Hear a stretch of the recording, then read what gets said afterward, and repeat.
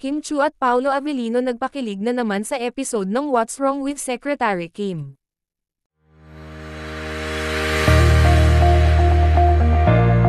Akala ni Kim na ang kanyang boss ay nagtatampo sa kanya, kung saan ay pumasok ito sa cabinet. Inabot ni Kim ang kanyang kamay pero imbes na tumayo itong si Paolo, ay ganito na nga ang sumunod na eksena. Halika na, huwag ka na magtampo.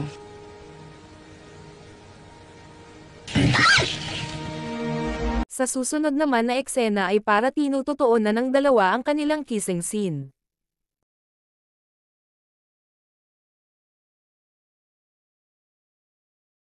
Samantala, na-surprise naman si Paolo Avellino kung saan sinuprise siya ng kanyang kasamahan sa What's Wrong with Secretary Kim, at mismong si Kim Chu pa ang nag-video.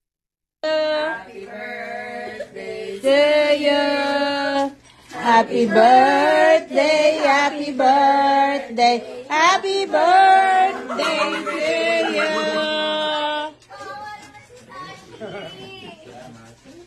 Alam mo yung mas mahirap paghanap ng lighter. Kasi lahat nag-grade.